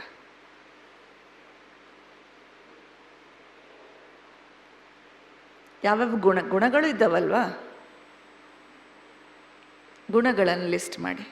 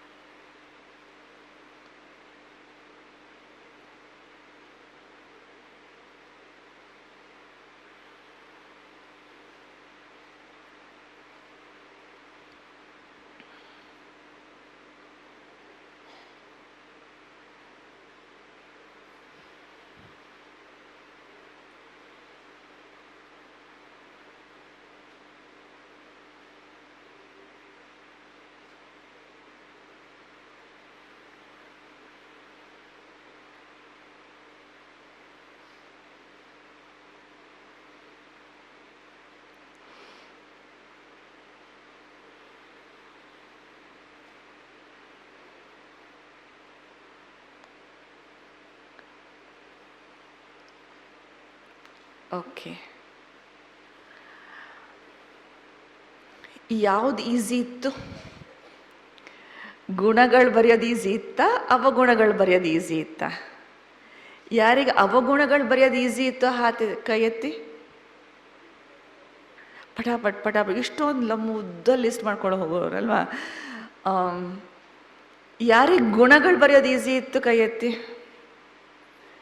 ಒಬ್ರನ್ನೊಬ್ರು ನೋಡಿ ಎತ್ತಕ್ಕೆ ಹೋಗ್ಬೇಡಿ, ಅಯ್ಯೋ ಹಂಗೆ ಅಂತ. ಆನೆಸ್ಟ್ಲಿ ನಿಜವಾಗ್ಲೂ ಯಾರಿಗೆ ಈಸಿ ಇತ್ತು ಗುಣಗಳು ಬರೆಯೋದು, ಅದಕ್ಕೆ ಅವ್ರ ಕೈ ಎತ್ತಿ. Okay, very good. ಯಾಕೆ ಅಂತಂದರೆ ಯಾರಿಗೆ ಅವಗುಣಗಳು ಬರೆಯೋದು ಈಸಿ ಇತ್ತು, ಯಾಕೆ ಅಂತಂದರೆ ಅದ್ರ ಬಗ್ಗೆನೇ ಜಾಸ್ತಿ ಯೋಚನೆ ಮಾಡ್ತಿದ್ರಲ್ವಾ. ಸೊ ಅದ್ರ ಬಗ್ಗೆ ಜಾಸ್ತಿ ಗಮನ ಇರೋ ಕಾರಣದಿಂದ ಅವ್ರು ಹೇಳಿದ ತಕ್ಷಣ ಬರೀಲಿಕ್ಕೆ ಶುರು ಮಾಡಿದ್ವಿ. ಯಾಕೆಂದರೆ ಜಾಸ್ತಿ ಯೋಚನೆ ಮಾಡೋ ಅವಶ್ಯಕತೆ ಇರಲಿಲ್ಲ. ಯಾವಾಗ ಗುಣಗಳ ಲಿಸ್ಟ್ ಮಾಡಿ ಅಂತ ಹೇಳಿದಾಗ ಯೋಚನೆ ಮಾಡೋ ಯಾವ್ದು ಗುಣ ಇದೆ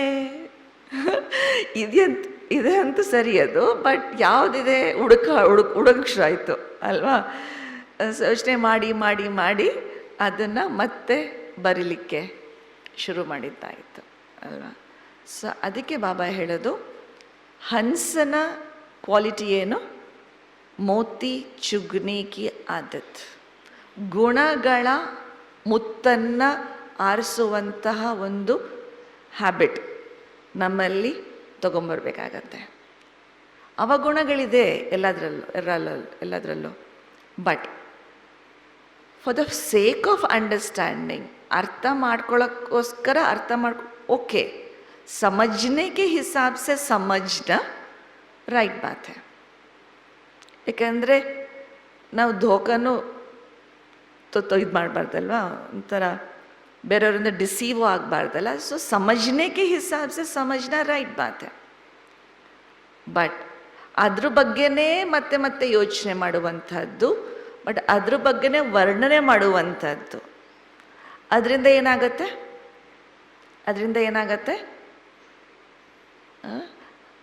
ಅದಕ್ಕೇ ಜಾಸ್ತಿ ನಾವು ಎನರ್ಜಿ ಕೊಡ್ತಾ ಇದ್ದೀವಿ. ಅದಾದಮೇಲೆ ನಾವೊಂಥರ ಶಾಪ ಕೊಟ್ಟಂಗಾಗತ್ತೆ. ಅಕಸ್ಮಾತ್ ನಾನು ಯೋಚನೆ ಮಾಡಿದೆ, ಕೆಲವು ದಿನ ಮುಂಚೆ ಮುರಳಿನಲ್ಲಿ ಬಾಬಾ ಹೇಳಿದರು, ಅಕಸ್ಮಾತ್ ಯೋಚನೆ ಮಾಡಿದ್ರೆ ಇವರು ಪರಿವರ್ತನೆ ಆಗಲ್ಲಪ್ಪ, ಇವ್ರು ಇರೋದೇ ಹಿಂಗೆ ಅಂತ ಯೋಚನೆ ಮಾಡಿದ್ರೆ ಏನಾಗುತ್ತೆ? ಶ್ರಾಪ ಕೊಟ್ಟಂಗಾಗತ್ತೆ. ಬ್ರಾಹ್ಮಣರ ಶಾಪ ತುಂಬ ಪವರ್ಫುಲ್ ಅಲ್ಲ. ಅದಕ್ಕೇನೆ ಅವ್ಯಕ್ತ ಬಾಬ್ದಾದನ್ ಮುಂದೆ ಎಲ್ಲರೂ ಹೋಗೋರಲ್ವಾ ದೃಷ್ಟಿ ತಗೊಳಕ್ಕೆ. ಯಾರ್ಯಾರ ಜೊತೆ ಪರ್ಸ್ನಲ್ ಮುಲಾಕಾತ್ ಮಾಡ್ತಾಯಿದ್ರು ಅವ್ಯಕ್ತ ಬಾಬ್ದಾದ, ಅವರ ಕೇವಲ ಗುಣಗಳ ವರ್ಣನೆ ಮಾಡ್ತಾಯಿದ್ರು ಬಾಬಾ ಅಲ್ವಾ. ನೀನು ಹೀಗೆ, ನೀನು ಹಾಗೆ ಆಶೀರ್ವಾದ ಮಾಡ್ತಾಯಿದ್ರು. ಜಾನನಾರಲ್ವಾ ಬಾಬಾ, ಗೊತ್ತಿದೆ ಆತ್ಮದ ಪಾಸ್ಟ್ ಪ್ರೆಸೆಂಟ್ ಫ್ಯೂಚರ್ ಬಾಬನಿಗೆ ಗೊತ್ತಿದೆ. ಎಷ್ಟವ್ರು ನೀರಲ್ಲಿದ್ದಾರೆ ಅಂತ ಗೊತ್ತಿದ್ರೂ ಬಾಬಾ ಕೇವಲ ಅವರ ಗುಣಗಳ ವರ್ಣನೆ ಮಾಡಿ ಅವ್ರಿಗೆ ಆಶೀರ್ವಾದ ಕೊಡ್ತಾಯಿದ್ರು. ಒಂದ್ಸಲಿ ಆ ಥರ ಆತ್ಮ ಬಾಬನ ಮುಂದೆ ಬಂದರು ಓಂ ಶಾಂತಿ ಭವನದಲ್ಲಿ. ಸೊ ಶೀಲುಬೆನ್ ಪಕ್ಕದಲ್ಲಿ ಕೂತಿದ್ರು. ಯೂಶ್ವಲಿ ಯಾರಾದರೂ ಕೂತೇ ಇರ್ತಾರಲ್ಲ ದೃಷ್ಟಿ ತಗೊಳ್ಬೇಕಾದ್ರೆ. ಸೊ ಶೀಲುಬೆನ್ ಪಕ್ಕದಲ್ಲಿ ಕೂತಿದ್ರು. ಅವ್ರಿಗೆ ಗೊತ್ತಿತ್ತು ಯಾರು ಅಣ್ಣ ಬಂದಿದ್ದಾರಲ್ಲ ಮುಂದೆ ಅವ್ರಿಗೆ ಹೇಗೆ ಅಂತ, ಅವ್ರ ಸಂಸ್ಕಾರ ಹೇಗಿದೆ ಅಂತ. ಅವರನ್ನು ಸಹ ಬಾಬಾ ತುಂಬ ಪ್ರೀತಿಯಿಂದ ಮೀಟ್ ಮಾಡಿ ಇದು ಮಾಡಿದ್ರು. ಸೊ ಆ ಒಂದು ಸಮಯದಲ್ಲಿ ಸ್ವಲ್ಪ ಸಮಯ ಆದಮೇಲೆ ಯಾರೂ ಇರಲಿಲ್ಲ, ಕೇವಲ ಶೀಲುಬೆನ್ನು ಮತ್ತು ಬಾಬಾ ಮಾತ್ರ ಇದ್ದಿದ್ದು. ಬಾಬಾನಿಗೆ ಹಾಗೇ ಕೇಳು ಬಾಬಾ ಹೀಗಿದ್ರು ಹೇಗೆ ಅಂತ. ಬಾಬಾ ನೆಕ್ಸ್ಟ್ ಮುರಳಿನಲ್ಲಿ ಬಾಬಾ ಹೇಳ್ತಾರೆ, बाप दादा जो सर्वशक्तिमान है, अगर वो किसी का अवगुण देखे भी, ಸರ್ವಶಕ್ತಿವಂತ ಬಾಬಾ ಯಾರಾದರೂ ಅವಗುಣ ನೋಡಿದ್ರೂ ಸಹ ಅದೊಂಥರ ಸ್ಟ್ಯಾಂಪ್ ಆಗ್ದಂಗಾಗತ್ತೆ. ಒಂದ್ಸಲಿ ಸರ್ವಶಕ್ತಿವಂತ ಭಗವಂತನ ಸ್ಟ್ಯಾಂಪ್ ಆಗೋಯ್ತು ಅಂತಂದ್ರೆ ಎಷ್ಟೇ ಆ ಆತ್ಮ ಪುರುಷಾರ್ಥ ಮಾಡಿದ್ರೂ ಸಹ ಆ ಅವಗುಣಗಳನ್ನು ತೆಗಿಲಿಕ್ಕೆ ಸಾಧ್ಯ ಇಲ್ಲ. ಯಾಕೆಂದರೆ ಅಷ್ಟೊಂದು ಶಕ್ತಿ ಸಿಕ್ಬಿಟ್ಟಿದೆ ಆ ಅವಗುಣಕ್ಕೆ ಸರ್ವಶಕ್ತಿವಂತ ಭಗವಂತನಿಂದ ಅಲ್ವಾ. ಸೊ ಅದಕ್ಕೋಸ್ಕರ ಬಾಬಾ ಯಾರ ಅವಗುಣಗಳನ್ನು ನೋಡೋದಿಲ್ಲ, ಕೇವಲ ಗುಣ ನೋಡಿ ಗುಣಗಳಿಗೆ ಅದು ಆಶೀರ್ವಾದ ಬಾಬಾ ಕೊಡ್ತಾರೆ. ಅವ್ರು ನೆಕ್ಸ್ಟು ಯಾರು? ಬಾಬನ ಮಕ್ಕಳು ಬ್ರಾಹ್ಮಣರು.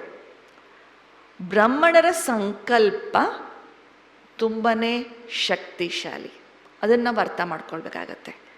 ಯಾಕೆಂದರೆ ಕ್ಯಾಶುವಲ್ ಆಗಿ ನಾವೇನೋ ಹೇಳ್ಬಿಡ್ತೀವಿ, ಏನೋ ತಮಾಷೆಗೆ, ಅಯ್ಯೋ ನೀನು ಹಿಂಗೆ, ಅಯ್ಯೋ ನೀನು ಹಾಗೆ, ತಮಾಷೆಗೆ ಏನೋ ಒಂದು ನಿನ್ನ ಬುದ್ಧು, ಸಿಂಪಲ್ ವರ್ಡ್ಸು, ಆದ್ರೂ ಆ ವರ್ಡ್ಸನ್ನು ಸಹ, ಆ ಶಬ್ದಗಳನ್ನು ಸಹ ನಾವು ಯೂಸ್ ಮಾಡಬಾರ್ದು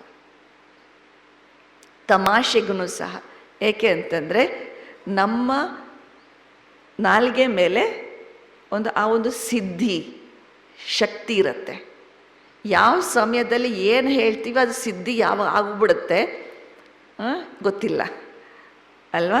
ಸೊ ಅದಕ್ಕೆ ಯಾವಾಗ್ಲೂ ಸಹ ಪಾಸಿಟಿವ್ ವರ್ಡ್ಸ್ ಮಾತಾಡ್ಬೇಕಾದ್ರೆ ಯಾವಾಗ್ಲೂ ಸಕಾರಾತ್ಮಕ ಶಬ್ದಗಳನ್ನು ನಾವು ಯೂಸ್ ಮಾಡಬೇಕು. ಶಬ್ದಗಳು ಬಿಡಿ, ಸಂಕಲ್ಪಗಳು ಸಹ ಯಾವಾಗಲೂ ಸಹ ಬೇರೆಯವ್ರ ಬಗ್ಗೆ ಪಾಸಿಟಿವ್ ಗುಣಗಳನ್ನು ನೋಡ್ತಾ, ಗುಣಗಳಿಗೆ ಒಂದು ಉಮಂಗ್ ಉತ್ಸಾಹ ಕೊಡ್ತಾ, ಅದನ್ನೇ ನಾವು ಯಾವಾಗ ನೋಡಿದಾಗ ಅದು ಎನರ್ಜಿ ಹೋಗುತ್ತೆ. ಏಕೆ ಅಂತಂದರೆ ಎಷ್ಟೆಷ್ಟು ನಾವು ತಪಸ್ಸು ಮಾಡ್ತಾ ಹೋಗ್ತೀವಿ ಇವಾಗ, ಅಷ್ಟೊಂದು ಆತ್ಮನಲ್ಲಿ ಶಕ್ತಿ ಬರ್ತಾ ಹೋಗುತ್ತೆ. ನಾವೇನು ಯೋಚನೆ ಮಾಡ್ತೀವಿ, ನಾವೇನು ಮಾತಾಡ್ತೀವಿ, ಎಲ್ಲದರಲ್ಲೂ ಶಕ್ತಿ ತುಂಬಿರುತ್ತೆ. ಅದಕ್ಕೆ ಒಂದು ನೆಗೆಟಿವ್ ಯೋಚನೆ ಅಂತಂದರೆ ಆ ಒಂದು ಅಭಿಶಾಪ ಸಿಕ್ಬಿಡತ್ತೆ ಬೇರೆಯವ್ರಿಗೆ. ಆ ಅಭಿಶಾಪ ಕೊಟ್ವಿ ಅಂತಂದರೆ ಮುಖದಿಂದ ಇಲ್ಲ, ಬಾಯಿಂದ ಇಲ್ಲ, ಬಟ್ ಮನಸ್ಸಿಂದನೂ ನಾವು ಯೋಚನೆ ಮಾಡಿದಾಗ, ಅಭಿಶಾಪ ಕೊಟ್ಟಾಗ, ಇವಾಗ ಪ್ರಾಬ್ಲಮ್ ಯಾರಿಗೆ? ಅವ್ರಿಗಂತೂ ಪ್ರಾಬ್ಲಮ್ ಇದ್ದೇ ಇದೆ, ಅವ್ರಿಗಂತೂ ನೆಗೆಟಿವ್ ಎನರ್ಜಿ ಹೋಗ್ತಾ ಇದೆ. ಬಟ್ ನಮಗೂ ಸಹ, ಯಾಕೆ ಅಂತಂದರೆ ಡ್ರಾಸ್ಟಿಕಲಿ ನಮ್ಮ ಎನರ್ಜಿ ಕಮ್ಮಿ ಆಗೋಗುತ್ತೆ. ಅದಕ್ಕೆ ತುಂಬ ಹುಷಾರಾಗಿರಬೇಕು. ಒಂದ್ಸಲ ನನಗೆ ಒಂದು 4-5 ವರ್ಷ ಕೊರೋನಾ ಕಾಲಕ್ಕಿಂತ ಮುಂಚೆ ಕಾನ್ಫರೆನ್ಸ್ ಆಫೀಸ್ ಇದೆ ಅಲ್ಲಿ ಜ್ಞಾನ ಸರೋವರದಲ್ಲಿ. ಒಂದು ಪಾರ್ಟಲ್ಲಿ ನಾನು ಕೂತ್ಕೋತೀನಿ, ಇನ್ನೊಂದು ಪಾರ್ಟಲ್ಲಿ ಕಾನ್ಫರೆನ್ಸ್ ಏನು ಆರ್ಗನೈಸ್ ಮಾಡೋರು ಬರ್ತಾರಲ್ಲ ಅವರೆಲ್ಲ ಕೂತಿರ್ತಾರೆ. ಸೊ ನಾನು ಯಾವ ಪಾರ್ಟಲ್ಲಿ ಕೂತಿರ್ತೀನಿ ಅದು ನನ್ನ ಲಾಕ್ ಇರುತ್ತೆ, ಯಾವಾಗಲೂ ನನ್ನ ಹತ್ರ ಕೀ ಇರುತ್ತೆ. ಸೊ ಒಂದ್ಸಲಿ ಮೀಡಿಯಾ ಕಾನ್ಫರೆನ್ಸ್ ನಡೀತಾ ಇತ್ತು. ಅವ್ರ ಸಿಸ್ಟರ್ ರಿಕ್ವೆಸ್ಟ್ ಮಾಡಿದರು, ಯಾರು ಆರ್ಗನೈಸ್ ಟೀಮಲ್ಲಿದ್ರಲ್ಲ, ನಮ್ಮದೆಲ್ಲ ಸೌಗಾತಿದೆ, ತುಂಬಾ ಇದೆ, ಈ ಆಫೀಸಲ್ಲಿ ಅದರೆಲ್ಲ ಸೌಗಾತ್ ಇಡೋಕ್ಕಾಗಲ್ಲ, ಆ ಆಫೀಸಿಂದು ಕೀ ಬೇಕು ಅಂತ ಹೇಳಿದರು. ಸರಿ, ಓಪನ್ ಮಾಡಿರ್ತೀನಿ ಡೋರು, ನೀವು ಬಂದ್ಬಿಟ್ಟು ಅದನ್ನೆಲ್ಲ ಸೌಗಾತೆಲ್ಲ ಇಟ್ಟಿರಿ, ಪರವಾಗಿಲ್ಲ ಅಂತೇಳಿ. ನಾನು ಮರ್ತುಬಿಟ್ಟು, ಇಂಟೆನ್ಷನ್ನೇ ಅಲ್ಲ, ಮಾಡಬೇಕು ಅಂತ ಮಾಡಲಿಲ್ಲ, ಏನೋ ಮರ್ತುಬಿಟ್ಟು ಹೊರಟೋದೆ, ಲಾಕ್ ಮಾಡ್ಕೊಂಡು ಹೊರಟೋದೆ. ಊಟ ಮಾಡಿ ಮಲ್ಕೊಂಡ್ಬಿಟ್ಟೆ ಮಧ್ಯಾಹ್ನ. ಅವರು ಫೋನ್ ಮಾಡ್ತಾಯಿದ್ದಾರೆ, ನಾನು ಎತ್ಕೊಂಡೆಲ್ಲ ಫೋನ್. ನಾನು ಮಲ್ಕೊಂಡಾಗ ಯೂಶ್ವಲಿ ಸೈಲೆಂಟಲ್ಲಿ ಇಟ್ಬಿಟ್ಟು ಮಲ್ಕೋತೀನಿ, ಡಿಸ್ಟರ್ಬ್ ಆಗಬಾರ್ದಲ್ಲ ನಿದ್ದೆ. ಸೊ ಅದನ್ನು ಯೂಶ್ವಲಿ ನಂದು ಇದು 1 hour ಅದು ಮಧ್ಯಾಹ್ನ ರೆಸ್ಟ್ ಮಾಡಬೇಕಾದ್ರೆ ಅದನ್ನು ಸ್ವಿಚ್ ಆಫ್ ಮಾಡಿ ಮಲಗಿದ್ದೀನಿ. ಬಟ್ ಅವ್ರಿಗೆ ಅರ್ಜೆಂಟು, ಅದು ಕೀ ಬೇಕು, ಎಲ್ಲ ಸೌಗಾತಿಡಬೇಕು, ನೆಕ್ಸ್ಟ್ ಇವಾಗ ಇನಾಗ್ರೇಷನ್ ನಡೆಯುತ್ತೆ ಇವಾಗ ಸಾಯಂಕಾಲ ಅದೆಲ್ಲ. ಸೊ ಅವ್ರು ಪೂರ್ತಿ ಟೆನ್ಷನ್ ಬಂದುಬಿಟ್ಟಿದ್ದಾರೆ. ಟೆನ್ಷನಲ್ಲಿ ಬಂದು ಅವ್ರು ಪೂರ್ತಿ ನೆಗೆಟಿವ್, ಇವ್ರು ಹಿಂಗೆ ಮಾಡಿರಬೇಕು, ಬೇಕು ಅಂತಲೇ ಮಾಡಿರಬೇಕು, ಹಂಗೆ ಮಾಡಿರಬೇಕು, ಹಿಂಗೆ ಮಾಡಿರಬೇಕು ಅಂತ ನೆಗೆಟಿವ್ ಎನರ್ಜಿ ಪೂರ್ತಿ. ಸೊ ನನಗೆ ಎದ್ದ ತಕ್ಷಣ ಅದೊಂದು ಫೀಲ್ ಆಯಿತು, ನೆಗೆಟಿವ್ ಎನರ್ಜಿ ಏನು ಅಂತ. ಸೊ ಆಮೇಲೆ ಗೊತ್ತಾಯಿತು, ಮಿಸ್ ಕಾಲ್ ಎಲ್ಲ ಬಂದಿತ್ತು. ಸೊ ತೆಗೆದ್ಬಿಟ್ಟು ಹೋದರೆ, ಸೊ ಪೂರ್ತಿ ಟೆನ್ಷನ್ನು, ಪೂರ್ತಿ ನೀವು ಹಂಗೆ ಹಿಂಗೆ ಮಾಡಬೇಕಾಗಿತ್ತು, ನೀವು ಬೇಕು ಅಂತಲೇ ಮಾಡಿರೋದು, ಹಂಗೆ ಹಿಂಗೆ ಅಂತ. ಸೊ ಇದೆಲ್ಲ ನಾರ್ಮಲ್ ಅನಿಸುತ್ತೆ ಮೇಲ್ಗಡೆಯಿಂದ. ಬಟ್ ಯಾರು ತಪಸ್ವಿ ಇರ್ತಾರೆ, ಈ ನೆಗೆಟಿವ್ ಎನರ್ಜಿನೂ ಸಹ ಒಂದು ಅಭಿಶಾಪದ ಥರ ಬೇರೆಯವ್ರಿಗೆ ತಲುಪುತ್ತದು. ಓಕೆ, ಸೊ ಆ ನೆಗೆಟಿವ್ ಎನರ್ಜಿ ಹೆವಿನೆಸ್ಸು ನಾನು ಅದನ್ನು ಫೀಲ್ ಮಾಡ್ಬೋದಾಗಿತ್ತು ಅದನ್ನು.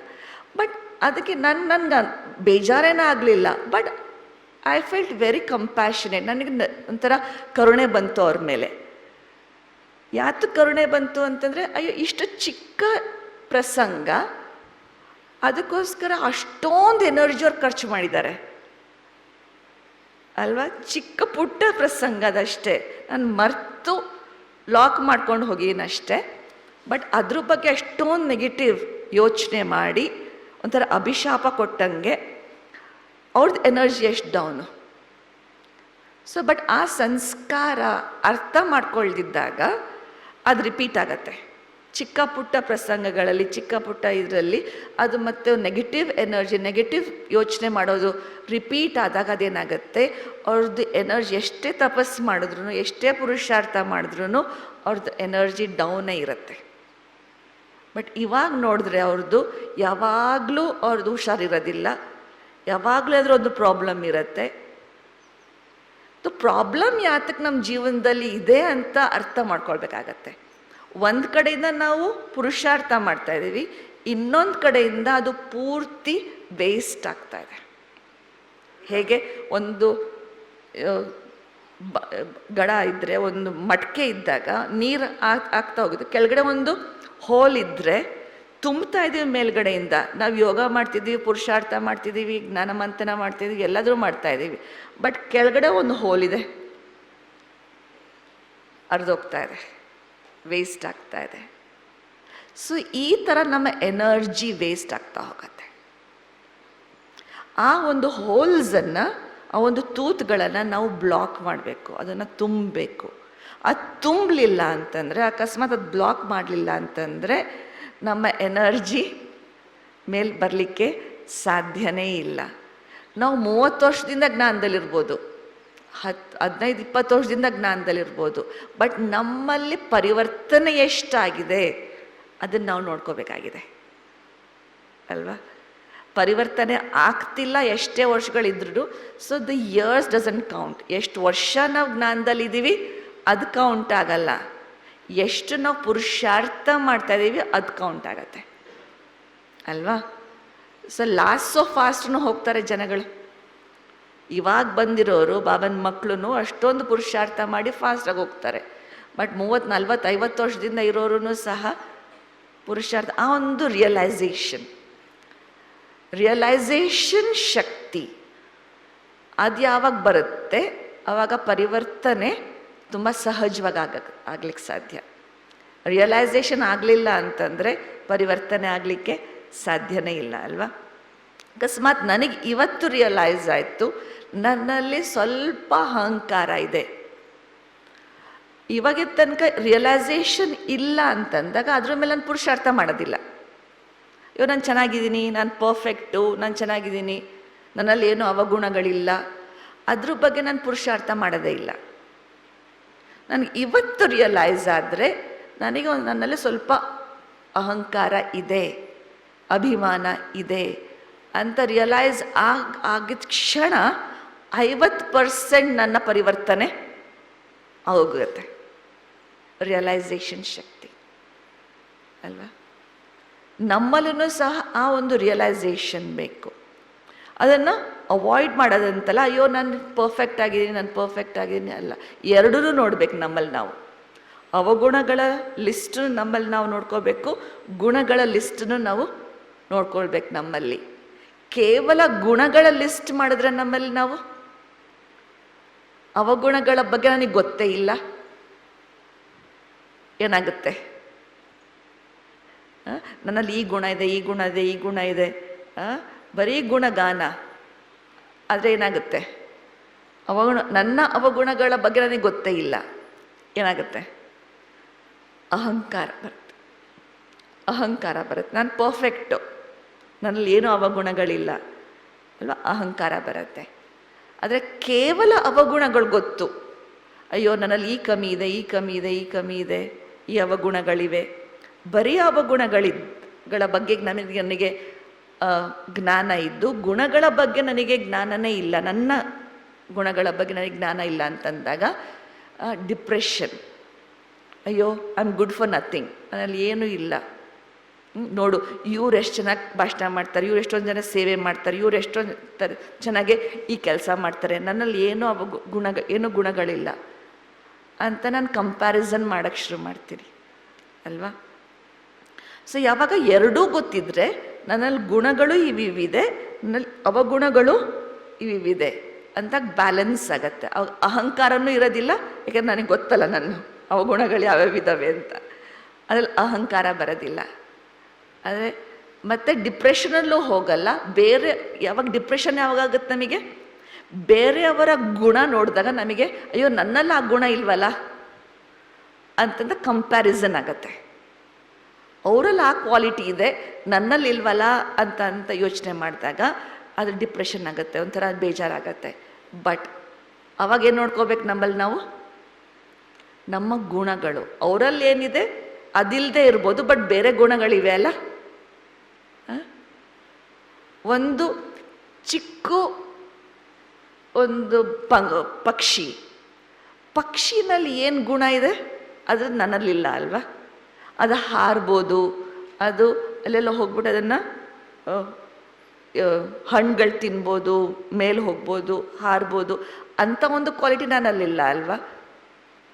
ಹಾಗೇ ಎಷ್ಟೇ ಸಾಧಾರಣ ಮನುಷ್ಯರಿರ್ಬೋದು, ಅವರಲ್ಲೂ ಸಹ ಗುಣಗಳನ್ನು ನೋಡಿದಾಗ ಅವರನ್ನು ನಾವು ಅಪ್ರಿಷಿಯೇಟ್ ಮಾಡೋಕ್ಕೆ ಶುರು ಮಾಡ್ತೀವಿ.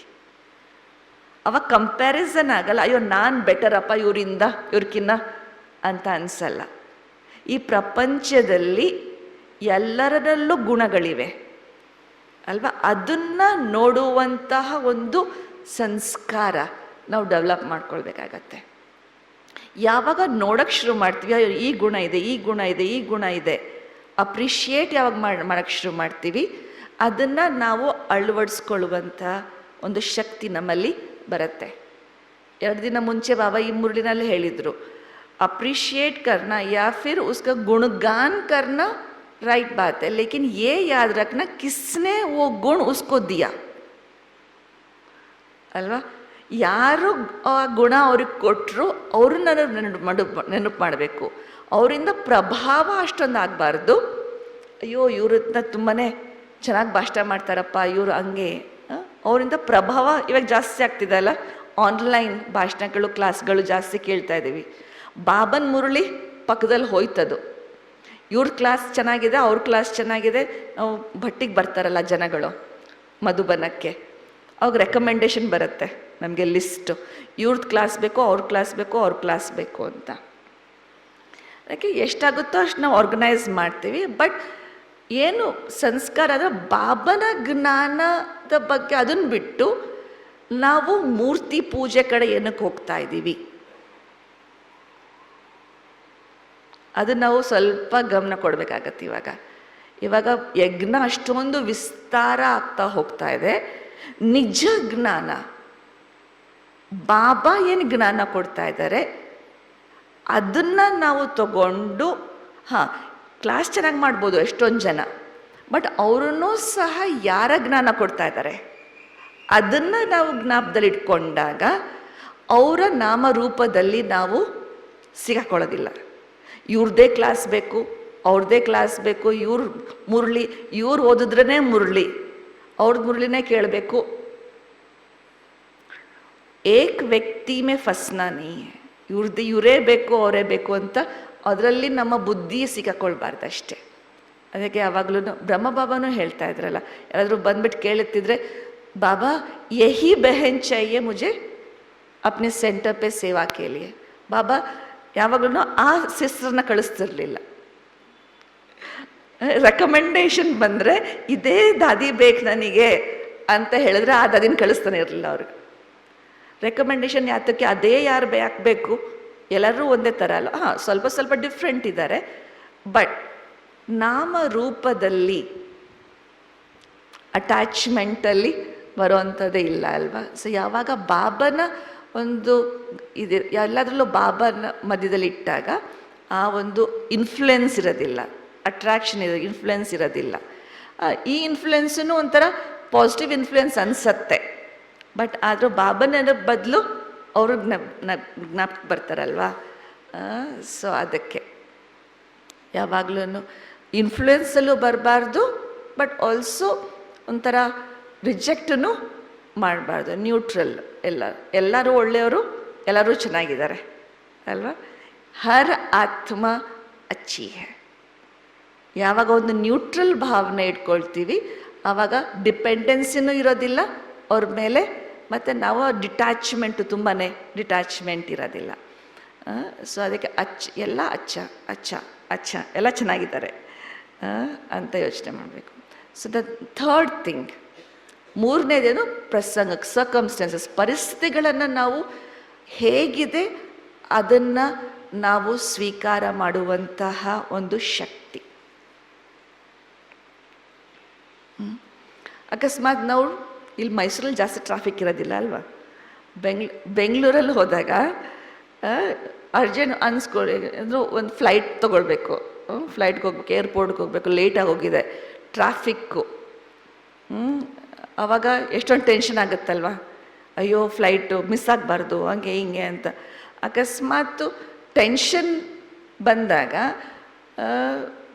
ಹಿಂಗಾಗಬಾರ್ದಾಗಿತ್ತು ಅಂತ ನಾವು ಯಾವಾಗ ರಿಜೆಕ್ಟ್ ಮಾಡೋಕ್ಕೆ ಶುರು ಮಾಡ್ತೀವಿ, ಇವತ್ತಾಗಬೇಕಾಗಿತ್ತ, ಇವತ್ತೇ ಎಷ್ಟೊಂದು ಟ್ರಾಫಿಕ್ ಇರಬೇಕಾಗಿತ್ತ, ಇವತ್ತೇ ಹಂಗಾಗಬೇಕಾಗಿತ್ತ ಅಂತ ಯೋಚನೆ ಮಾಡೋಕ್ಕೆ ಹೋದಾಗ ನಾವು ಅದನ್ನು ಎನರ್ಜಿ ಬ್ಲಾಕ್ ಮಾಡ್ತಾಯಿದ್ದೀವಿ. ಅಕಸ್ಮಾತ್ ಸ್ವೀಕಾರ ಮಾಡಿದೆ, ಓಕೆ ಇವತ್ತು ಸ್ವಲ್ಪ ಜಾಸ್ತಿ ಟ್ರಾಫಿಕ್ ಜಾಸ್ತಿ ಇದೆಯಪ್ಪ ಅಂತ ಸ್ವೀಕಾರ ಮಾಡಿದ ತಕ್ಷಣ ನಮಗೆ ಸೊಲ್ಯೂಷನ್ ಬಗ್ಗೆ ಯೋಚನೆ ಶುರು ಆಗತ್ತೆ. ಸ್ವೀಕಾರ ಆ ಮೊಮೆಂಟಿಂದಾನೆ, the moment we accept, okay ಈ ಥರ ಇದೆ ಈ ಪರಿಸ್ಥಿತಿ, ಇವಾಗ ವಾಟ್ ನೆಕ್ಸ್ಟ್, ಏನು ಮಾಡೋದು ನೆಕ್ಸ್ಟು, ಅದ್ರ ಬಗ್ಗೆ ನಾವು ಯೋಚನೆ ಮಾಡೋಕ್ಕೆ ಶುರು ಮಾಡ್ತೀವಿ. ಇಲ್ಲ ಅಂತಂದರೆ ಇದು ಆಗಬಾರ್ದಾಗಿತ್ತು ಅಂತ ಯೋಚನೆ ಮಾಡಿದಾಗ ಅದು ಅಲ್ಲೇ ಬ್ಲಾಕ್ ಆಗೋಗುತ್ತೆ. ಸೊ ಅದಕ್ಕೆ ಯಾವುದೇ ಪ್ರಸಂಗಗಳಾಗಲಿ, ಯಾವುದೇ ಪರಿಸ್ಥಿತಿಗಳಾಗಲಿ ಇದು ಯೋಚನೆ ಮಾಡಿಬಿಡಿ, ನನ್ನ ಜೊತೆನೇ ಯಾತಕ್ಕಾಗಬೇಕಾಗಿತ್ತು ಅಂತ. ಒಬ್ಬರು ಟೆನ್ನಿಸ್ ಪ್ಲೇಯರು, ತುಂಬ ಹಳೆ ಕತೆ ಇದೆ ಆ್ಯಕ್ಚುಲಿ. ಒಬ್ಬರು ಟೆನ್ನಿಸ್ ಪ್ಲೇಯರ್ ಇದ್ರು, ಅವ್ರ ಹೆಸರು ನನಗೆ ಇವಾಗ ಜ್ಞಾಪಕ ಬರ್ತಾ ಇಲ್ಲ, ರಿಯಲ್ ಸ್ಟೋರಿ ಇದು. ಗ್ರ್ಯಾಂಡ್ ಸ್ಲಾಮ್ ಅವರು ವಿನ್ ಆಗಿದ್ರು, ತುಂಬ ಹೈಯರ್ ಇಂಟರ್ನ್ಯಾಷನಲ್ ಇದರಲ್ಲಿ. ಒಂದು 3-4 ಗ್ರ್ಯಾಂಡ್ ಸ್ಲಾಮ್ ಅವ್ರಿಗೆ ಸಿಕ್ಕಿತ್ತು. But all of a sudden ಅವ್ರಿಗೆ ಕ್ಯಾನ್ಸರ್ ಡಯಾಗ್ನೋಸ್ ಆಯಿತು. ಸೊ ಅವ್ರ ಫ್ಯಾನ್ಸ್ ಎಲ್ಲ ಇರ್ತಾರಲ್ಲ, ಅವ್ರಿಗೆ ಎಲ್ಲರಿಗೂ ತುಂಬಾ ಬೇಜಾರಾಗಿತ್ತು. ವೈ ಯು, ನಿಮಗೆ ಯಾತಕ್ಕೆ ಕ್ಯಾನ್ಸರ್ ಆಗಬೇಕಾಗಿತ್ತು, ಪ್ರಪಂಚದಲ್ಲಿ ಅಷ್ಟೊಂದು ಜನ ಇದ್ದಾರೆ, ನಿನಗೆ ಯಾತಕ್ಕಾಗಿ ಆಯಿತು ಅಂತ ಕೇಳಕ್ಕೆ ಶುರು ಮಾಡಿದ್ರು.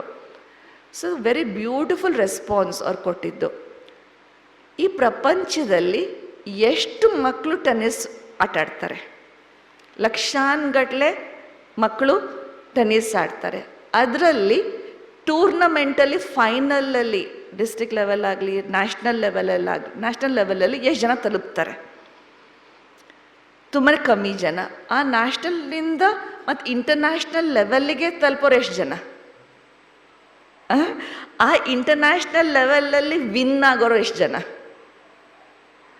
ನಾನು ಅಷ್ಟೊಂದು ವರ್ಷಗಳಿಂದ ಗೆಲ್ತಾ ಬಂದೆ. ಆವಾಗ ನಾನು ಭಗವಂತನಿಗೆ ಕೇಳಲಿಲ್ಲ ವೈ ಮೀ ಅಂತ, ಯಾಕೆ ನಾನು ಅಂತ ನಾನು ಕೇಳಲಿಲ್ಲ. ಯಾವಾಗ ಒಳ್ಳೆ ಕಾರ್ಯಗಳಾಗತ್ತೆ ಆವಾಗ ನಾವು ಕೇಳಲ್ಲ ಭಗವಂತನ ಯಾಕೆ ನಾನು ಅಂತ. ಯಾವಾಗ ಕೆಟ್ಟ ಪರಿಸ್ಥಿತಿಗಳು ಬರುತ್ತೆ ಆವಾಗ ಕೇಳ್ತೀವಿ, ಹೇ ಭಗವಂತ, ನಾನು ಅಷ್ಟೊಂದೆಲ್ಲ ಮಾಡಿದ್ದೀನಿ ಒಳ್ಳೆ ಕಾರ್ಯಗಳು, ಆದ್ರೂ ನನ್ನ ಜೊತೆಗೆ ಹೀಗೆ ಯಾಕೆ ಆಯಿತು ಅಲ್ವಾ? ಯಾವಾಗ ಒಳ್ಳೆ ಕಾರ್ಯ ಆಯಿತು ಅವಾಗ ಕೇಳ್ದಲೇ ಇದ್ದಾಗ ಇವಾಗ ಕೇಳುವಂಥ ಅಧಿಕಾರ ನಮಗಿದೆಯಾ? ಇದೆಯಾ? ಸೊ ಅಷ್ಟೊಂದೆಲ್ಲ ಒಳ್ಳೆ ನಮಗೆ ಕೊಟ್ಟಿದ್ದಾರೆ ಭಗವಂತ, ಬಾಬಾ ಕೊಟ್ಟಿದ್ದಾರೆ ಅಲ್ವಾ? ಸೊ ಇದು ಯಾವಾಗ ಬಂದಾಗ ಅದನ್ನು ಸ್ವೀಕಾರ ಮಾಡೋದು. ನಮಗೆ ಗೊತ್ತಲ್ಲ ಯಾತಕ್ಕೆ ಬಂತು ಈ ಪರಿಸ್ಥಿತಿ ಅಂತ. ಯಾತಕ್ಕೆ ಬಂತು? ಕರ್ಮದ ಲೆಕ್ಕಾಚಾರ ಅಲ್ವಾ? ಯಾವುದೇ ಪರಿಸ್ಥಿತಿ ಕಾಯಿಲೆ ಆಗಲಿ ಅಥವಾ ಸಂಬಂಧಗಳ ಒಂದು ಪ್ರಾಬ್ಲಮ್ ಆಗಲಿ ಅಥವಾ ಯಾವುದೇ ಪ್ರಾಬ್ಲಮ್ ಬಂದ್ರೂ ಅದು ಒಂದು ಕರ್ಮಗಳ ಲೆಕ್ಕಾಚಾರ. ಅದು ಅರ್ಥ ಮಾಡಿದ ತಕ್ಷಣ, ಸ್ವೀಕಾರ ಮಾಡಿದ ತಕ್ಷಣ ಅದನ್ನು ಹೀಲಿಂಗ್ ಪ್ರೋಸೆಸ್ ಅಲ್ಲಿ ಶುರು ಆಗ್ತಾ ಹೋಗತ್ತೆ. ಸೊ ಅದಕ್ಕೆ ಮೂರನ್ನು ಸಹ 3 ಲೆವೆಲಲ್ಲಿ ನಾನು ಹೇಗಿದ್ದೀನಿ ಇವತ್ತು, ಫಿಸಿಕಲಿ, ಮೆಂಟಲಿ, ಸಂಸ್ಕಾರಗಳು ಪೂರ್ಣತಃ ನಾನು ಹೇಗಿದ್ದೀನಿ ಅದನ್ನು ಸ್ವೀಕಾರ ಮಾಡುವಂಥದ್ದು. ನನ್ನ ಗುಣಗಳು ಮತ್ತು ಅವಗುಣಗಳ ಜೊತೆಯಲ್ಲಿ. ಇವಾಗ ನಾವು ಯೋಗಕ್ಕೆ ಕೂತ್ಕೋತೀವಲ್ವ, ಆವಾಗ ಲಿಸ್ಟ್ ಮಾಡಿ ನಿಮ್ಮ ಗುಣಗಳು ಮತ್ತು ಅವಗುಣಗಳ ಲಿಸ್ಟು ಮನನ ಚಿಂತನೆ ಮಾಡಿ ನೀವು ನೋಡ್ಕೊಳ್ಳಿ. ನಿಮ್ಮ ಮುಂದೆ ಆ ಮಿರರ್, ಒಂದು ದರ್ಪಣ ಇಟ್ಕೊಂಡು, ಜ್ಞಾನದ ದರ್ಪಣ, ಜ್ಞಾನದ ಒಂದು ಮಿರರ್ ಇಟ್ಕೊಂಡು ಅರ್ಥ ಮಾಡಿಕೊಂಡು ಅದು ಲಿಸ್ಟ್ ಮಾಡಿ. ಇವತ್ತು ನಿಮ್ಮ ಗುಣಗಳ್ಯಾವುದು, ಅವಗುಣಗಳ್ಯಾವುದು. ಯೋಗದಲ್ಲಿ ಟೈಮ್ ಇರುತ್ತೆ ಇವತ್ತಲ್ವ.